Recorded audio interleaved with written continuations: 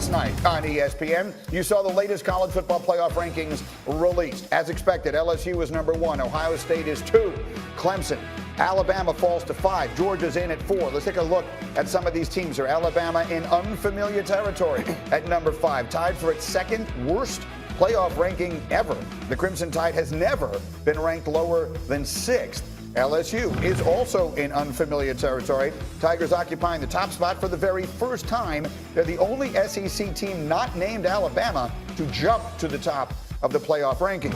As for Ohio State, they destroyed Maryland last week and still fell to number 2. It's the first time the number 1 team fell from that spot after a win since the playoff rankings began. And then don't overlook Minnesota, jumping 9 spots, the largest jump into the top 10 in college football playoff history and tied for the second largest week-to-week jump that we have ever seen. So there's obviously a lot to talk about here. We just had Ed Ogeron on. We have outstanding college football insight over here to my left. And then to my right, we have RC. Just open your jacket. I asked Coach O, and I'll ask it to you. We're about to sit here and explain. Alabama could very easily get back into this thing. In fact, I'd say it is more likely than not that Alabama winds up one of the Final Four. Do you want that game again?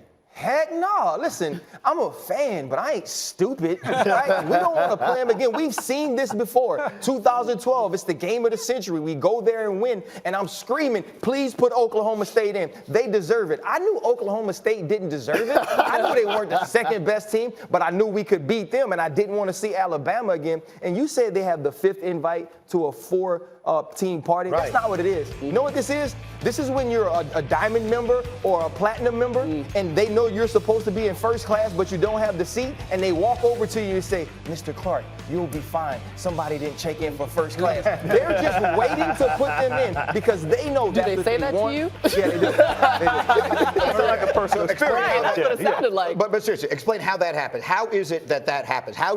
What is Alabama and the committee waiting for to get them in? Okay, for Alabama, obviously they have to sit around and wait for a loss, and it would have to beat it from Georgia. So I'm telling all the Alabama fans, you better be an Auburn fan this week because you're hoping that Georgia falls. But I think that if the Bulldogs were to beat LSU in an SEC championship game, you would be hard-pressed to say, all right, Tide, you still belong in, even though you only had 1 loss against LSU and you're not a conference champion. I think that L may come a little sooner than everyone thinks. Georgia has to play Auburn this weekend, and Georgia had a lot of injuries on the offensive line that we could go against Missouri. And you look at Auburn's defensive line, guys like Marlon Davidson, 5.5 sacks in the season, and then you also have Derrick Brown, 4 sacks. Those guys are number 3 in the SEC against the rush. And don't forget, Jake Fromm also lost his main target, Lawrence Cager. He went out with a shoulder injury. I think Auburn stands a chance, a really big chance of beating Georgia. The only thing that may help Georgia is because they have an outstanding defense, tops in the conference, and they're going up against a freshman quarterback in Bo Nix. Hey, Paul, can I change up topic? Because as you guys were talking, something new just jumped into my head.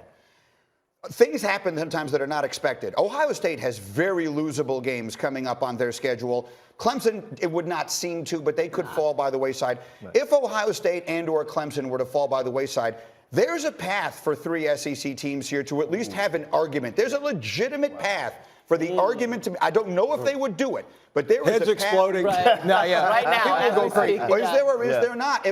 I'm just living in a world right now where Ohio State beats Minnesota but loses to Penn State and or Michigan, and all of a sudden you're looking at LSU, Georgia, and Alabama with legitimate cases to be among the 4 best teams. All of a sudden, all these starch shirt guys who say we don't need to expand the playoff, they're in the room the next day saying, let's let 8 in. Expand the playoff. It's conceivable. I don't think they'll do it because these guys can look at the landscape of the country and go, we really don't need that. But I think you said something about Michigan.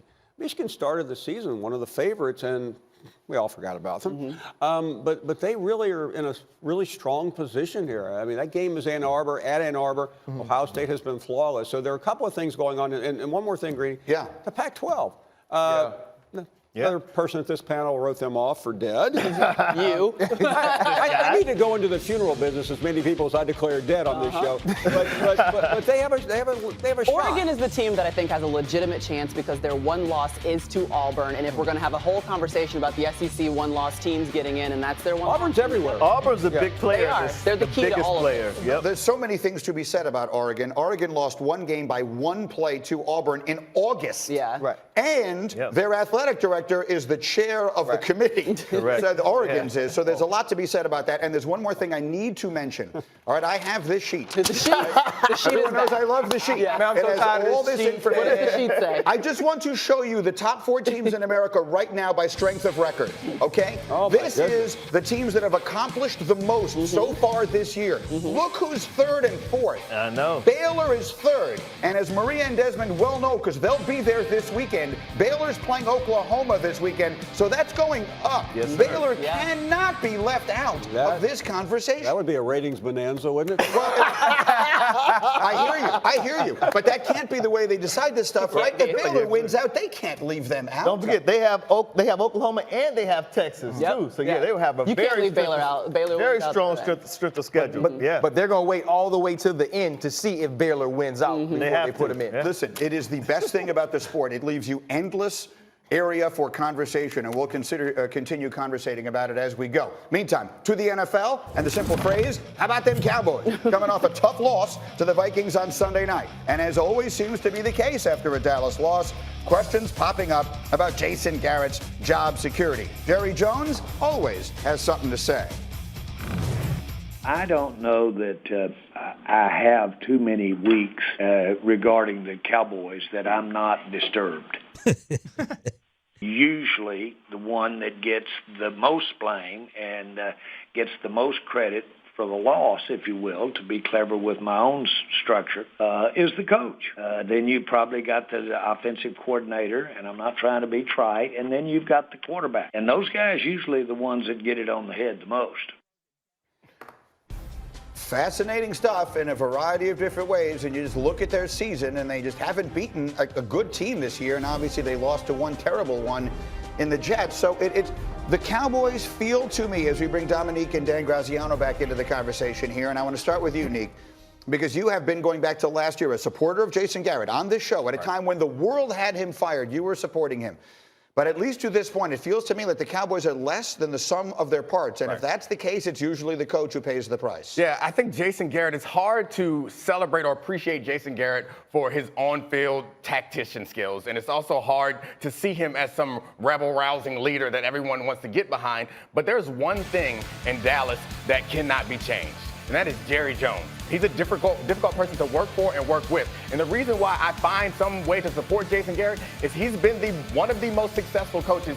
I mean, prior to Jerry Jones or after Jerry Jones or Jimmy Johnson and Barry Switzer, he's been extremely successful in this situation. It's a tough place to work, so I have to give him credit for that because no matter what, you can't trade So Jerry can I Jones. ask you a question? Please do. If I'm going through my list of things I want in the head coach, the first thing I'm going to go, okay, is he good at the X's and O's? Is he a tactician? Nope. So that's an X. Okay. Is he a leader of men? Nope. He's not so that's not a guy you want coaching your team. This is not a guy that can get your team to play at the highest level it is capable of from a roster standpoint. I would want a different coach objectively. But the problem is there is one thing in the middle of that equation that will not change. There have been great tacticians there.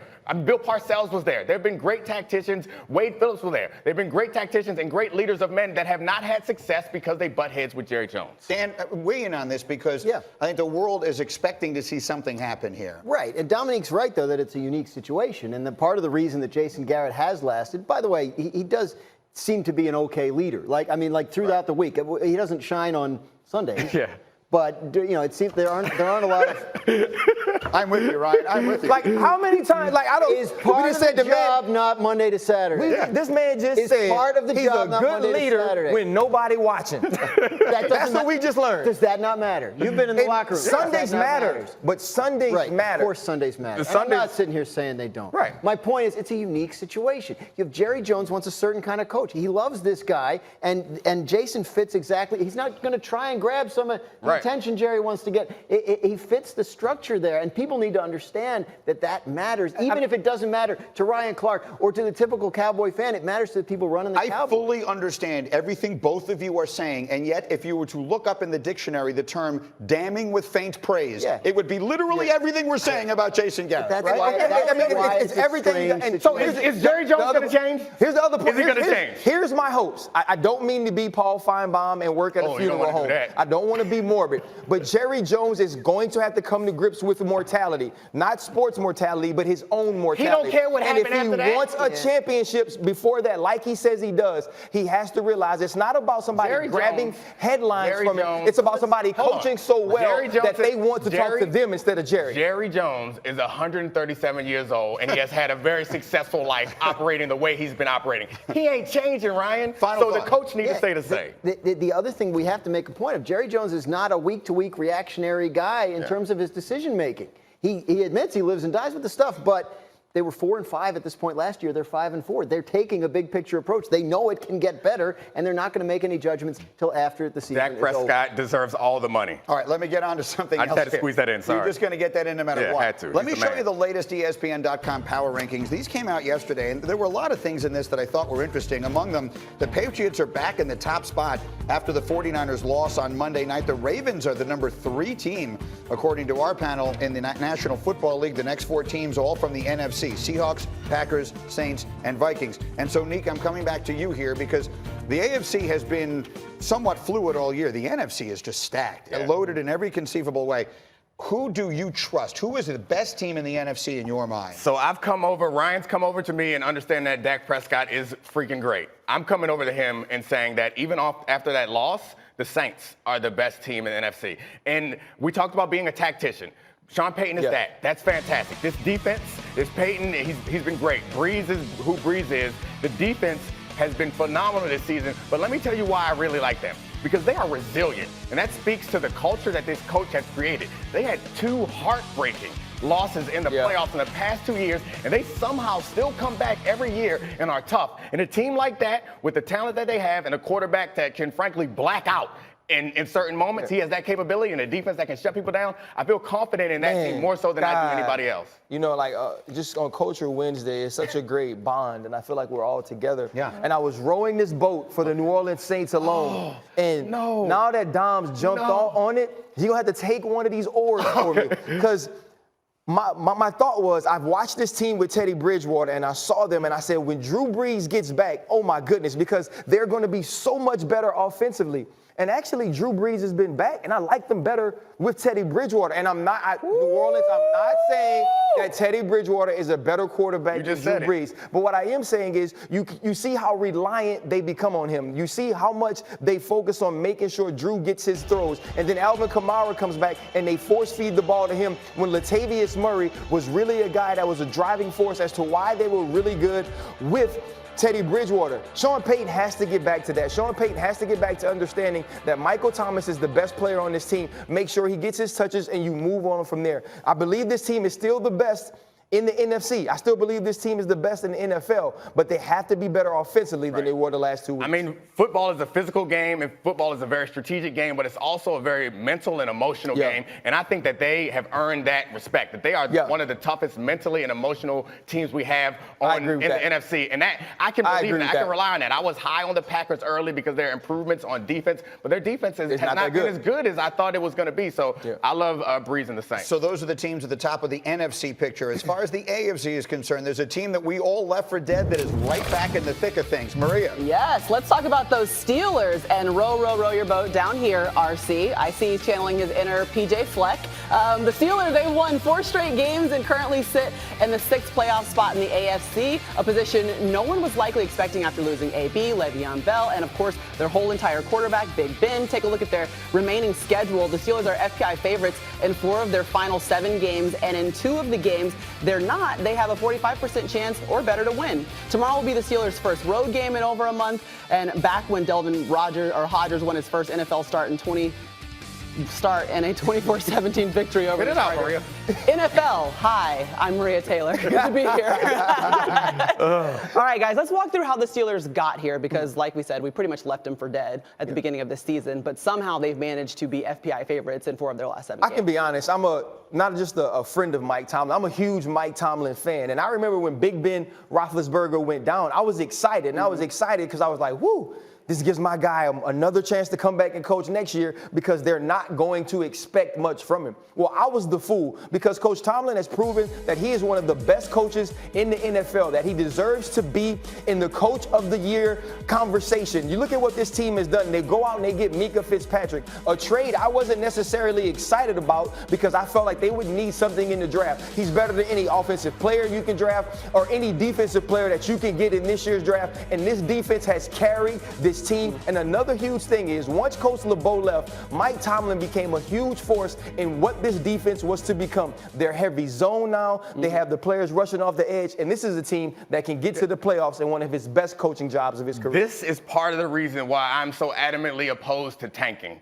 because you build a culture. You build a culture, an organization, a culture that does not give up, and you get a team like this. You get a coach like this. I think I talk about the Dolphins a lot. It seems that Brian Flores is able to do a similar thing down there with not much talent. That's encouraging. But aside from that, the most important thing of what they're doing is they're playing great defense. Since they got Mika Fitzpatrick, they have been third in defensive efficiency, all the while having the 5th worst offense in offensive efficiency. That's incredibly difficult. And they have terrible field position because that offense is bad, but this defense steps up and finds a way to make plays. I played for a guy in John Harbaugh that I thought was a great coach and is a great coach. You played for this guy, and you know the things that, is there anything that you remember from being there that stands out to you for why he is such a good coach and why these Well, I would say the biggest thing for me was I wanted to go back in Denver to play after I was sick, and he told me if you were my son, I wouldn't allow it. He cares. I could play for a guy like that. So he's a culture setter, so he belongs on Culture Wednesday. Oh, yes. You're damn right. Yo! Give it to him. Get that thing back to Green. You're welcome. You're welcome, Green. All right, this is a really strange story yesterday, guys. Former Astros starting pitcher Mike Fiers told The Athletic that the team used a center field camera to help steal signs during their championship season of 2017. Fiers, who was non-tendered after that year and now pitches for Oakland, said he informed his subsequent teams about the sign stealing. Here's the GM in Houston, Jeff Luhnow. We take the allegation seriously, and we're going to look into it. And it's a, if you're not following the rules, it's a serious matter, and we want to find out. These past couple of weeks, there's been a lot of news surrounding the Astros, and it's not all good news, and I'm disappointed in that. I think these incidents and these different topics are not necessarily tied together. I don't think they are tied together, but they obviously have come one after another, it seems like, the last few weeks. So it's disappointing. We're going to investigate it and figure out what the facts are, and then we'll respond after that. All right, so I want to bring in our baseball insider, Jeff Passan, who was at the general managers meetings where obviously this exploded all over the place yesterday. And, Jeff, in this case, Jeff Luhnow and the Astros can't just blame the story on a reporter they don't like. So what do they do from here? What happens now? Greedy, the Astros don't really have a whole lot to do at this point. This investigation is going to be in the hands of Major League Baseball. And Major League Baseball, I think, has a real conundrum on its hands. Because right now, you have the 2017 World Series champions being accused of cheating. And it's one thing to steal signs using your eyes. It is a completely different thing to do so using technology. And teams around baseball over the last couple of years have been on the lookout for the Astros because they have had this reputation of being sign stealers, and there's always been thought that they have done it nefariously. Up until Mike Fiers spoke, there was no evidence of that, but now a player coming on the record from that team saying just that is a big, big deal. Quickly, Jeff, what could happen? This is the question I saw people asking on Twitter yesterday. This isn't college. They can't vacate wins, or we assume that they couldn't vacate wins or a championship. What could happen? It's tough to say. Major League Baseball could go and fine the team $2 million. That's the maximum fine. They can take away draft picks, but it's not like the banner's hanging. They're going to take them down. It's not like there's going to be an asterisk by the name. I think MLB is sort of backed into a corner here in what they can actually do, other than potentially, if they find even more evidence, go out and publicly shame the Astros. And how much good is public shame at this point when they're suffering from quite a bit of it already? Absolutely. The bottom line of it is every team in any sport would pay $2 million to win a championship. So that feels to me like if you can throw a bunch of people out of the sport for throwing games, you could make some pretty significant arguments that you could do some serious punishing of people if you find they were cheating to win. Jeff, it's well done. We'll come back to you on this because this is not a story that's going away. In the meantime, we'll take a short break here on Get Up as we continue. Lamar Jackson or Russell Wilson? Who is the MVP right now? Everyone has an opinion, but wait till you see who Vegas says is the favorite. You will coming up. And then the top 3 teams in the country are all perfect, but do they need to stay that way to make the Final Four? We have answers to that question and more as we continue. It's Get Up on ESPN.